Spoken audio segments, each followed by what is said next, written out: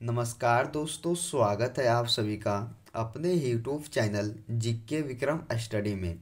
दोस्तों, आज के इस जीके जीएस के क्लास में देखेंगे दोस्तों जीके जीएस का टॉप 25 क्वेश्चन आंसर जो आपके एग्जाम्स के लिए काफ़ी महत्वपूर्ण होंगे। तो दोस्तों, आप लोग इस वीडियो को कंप्लीट देखिएगा। तो चलिए दोस्तों, आज का पहला क्वेश्चन है आपके लिए कि तेलंगाना राज्य की राजधानी क्या है। यानी कि दोस्तों, तेलंगाना राज्य की राजधानी कहाँ है दोस्तों? तो ये हैदराबाद हो जाएगा। कहाँ? हैदराबाद। यानी कि पहले क्वेश्चन का आंसर इसका ऑप्शन ए हो जाएगा। अगले क्वेश्चन आता है। अगला क्वेश्चन में पूछा गया है कि महात्मा गांधी ने भारत में पहली बार सत्याग्रह कहाँ किया था। तो दोस्तों, पहली बार सत्याग्रह जो है महात्मा गांधी जी ने भारत में कहाँ दिए थे? तो ये चंपारण में किए थे। कहाँ? चंपारण में। यानी कि दोस्तों, दूसरे क्वेश्चन का आंसर ऑप्शन इसका सी हो जाएगा। अगले क्वेश्चन में पूछा गया है कि इंद्रधनुष में सबसे ऊपरी भाग में कौन सा रंग होता है। तो दोस्तों, इंद्रधनुष में सबसे ऊपरी का भाग जो है, भाग में कौन सा रंग होता है? तो लाल रंग होता है।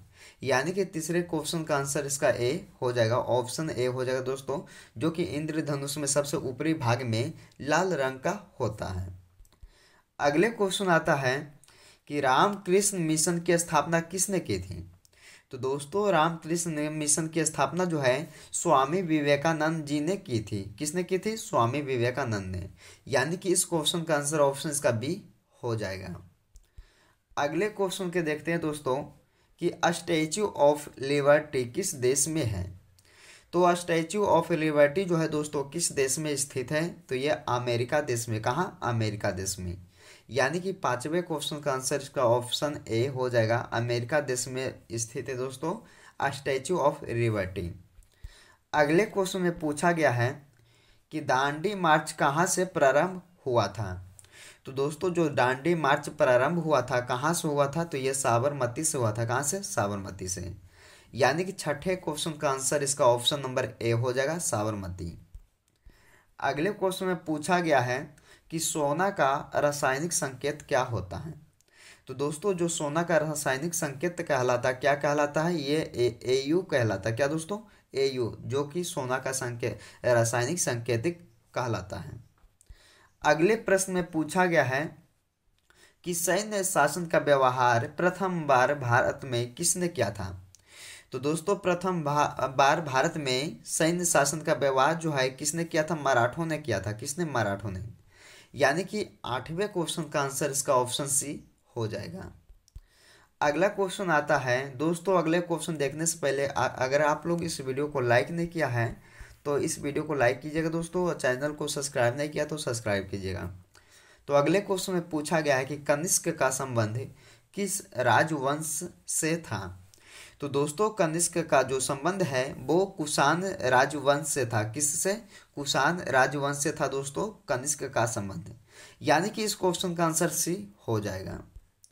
अगले क्वेश्चन में पूछा गया दोस्तों कि शेर शाह का मकबरा जो है कहाँ स्थित है।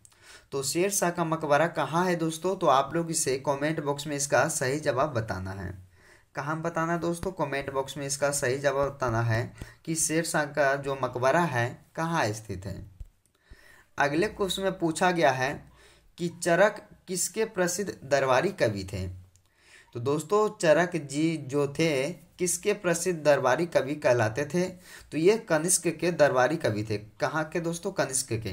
यानी कि इसका आंसर क्या होगा? डी हो जाएगा।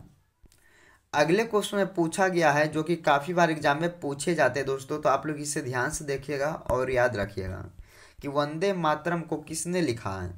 तो दोस्तों, वंदे मातरम का जो रचयिता है कौन है? तो बंकिम चंद्र चटर्जी। कौन हो जाएगा? बंकिम चंद्र चटर्जी, जो कि वंदे मातरम को लिखा है। इसका आंसर बी हो जाएगा।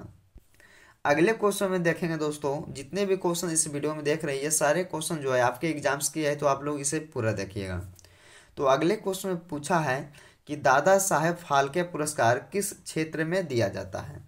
तो दोस्तों, जो दादा साहेब फाल्के पुरस्कार वो है फिल्म के क्षेत्र में दिया जाता है। कहाँ? फिल्म के क्षेत्र में दिया जाता दोस्तों दादा साहेब फाल्के पुरस्कार। यानी कि इस क्वेश्चन का आंसर इसका डी हो जाएगा। अगले क्वेश्चन में पूछा है कि भारत में मतदाता की न्यूनतम आयु कितना निर्धारित है। तो दोस्तों भारत में मतदाता की न्यूनतम आयु जो है 18 वर्ष दिया गया है। कितना दोस्तों, 18 वर्ष में आप लोग वोट दे सकते हैं दोस्तों। यानी कि इस क्वेश्चन का आंसर क्या होगा, ऑप्शन का सी हो जाएगा। अगले क्वेश्चन में पूछा गया है कि रामकृष्ण मिशन की स्थापना किस वर्ष से हुई थी। तो दोस्तों रामकृष्ण मिशन की स्थापना जो है किस वर्ष से शुरू हुई थी, तो ये 1897 ईस्वी को शुरू हुई थी। यानी कि इस क्वेश्चन का आंसर ऑप्शन ए हो जाएगा, 1897 ईस्वी।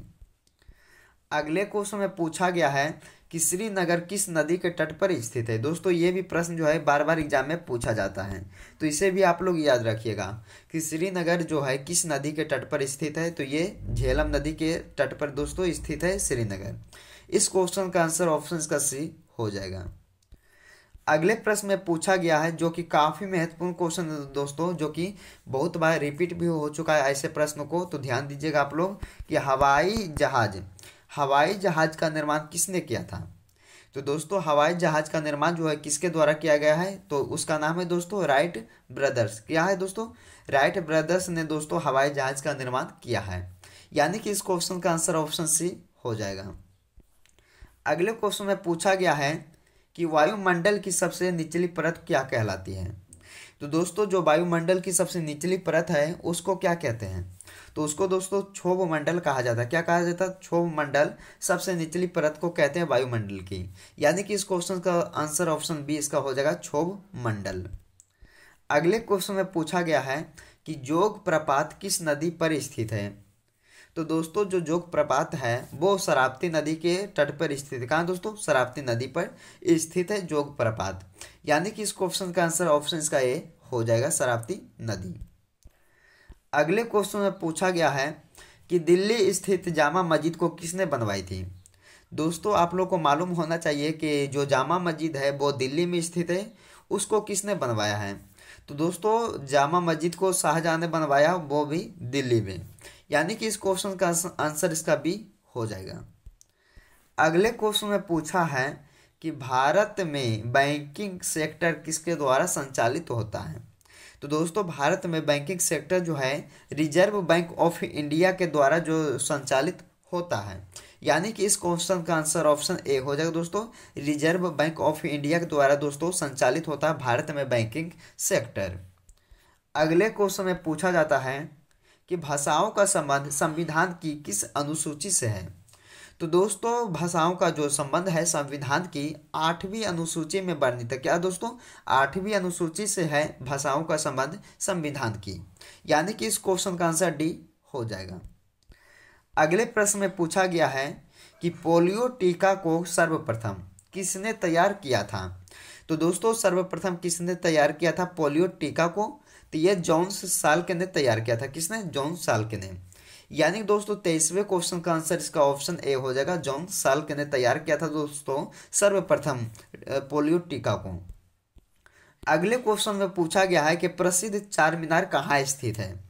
दोस्तों आप लोग को मालूम होना चाहिए क्योंकि काफ़ी महत्वपूर्ण क्वेश्चन है, यह बहुत ही आसान सा प्रश्न है कि चार मीनार जो है कहाँ स्थित है। तो ये हो जाएगा हैदराबाद में। कहाँ दोस्तों, हैदराबाद में आपका चार मीनार जो है स्थित है। तो इस क्वेश्चन का आंसर क्या होगा, डी हो जाएगा। अगले क्वेश्चन में पूछा गया दोस्तों, जो कि इस वीडियो का अंतिम प्रश्न है, तो आप लोग ध्यान से देखिएगा कि मध्य प्रदेश का सबसे बड़ा शहर कौन सा है। तो दोस्तों जो मध्य प्रदेश का सबसे बड़ा शहर है इंदौर को कहा जाता है। किसको दोस्तों, इंदौर को मध्य प्रदेश का सबसे बड़ा शहर कहा जाता है। यानी दोस्तों 25वें क्वेश्चन का आंसर इसका बी हो जाएगा, इंदौर शहर जो कि मध्य प्रदेश का सबसे बड़ा शहर है। दोस्तों आज की इस वीडियो में हमने आपके लिए टॉप 25 क्वेश्चन करवाए जो किसी भी एग्जाम्स के लिए काफ़ी हेल्पफुल होंगे।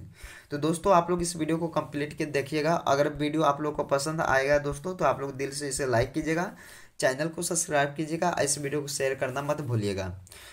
तो मिलते हैं दोस्तों अगले वीडियो में, जब तक आप लोग इस वीडियो में बने रहें।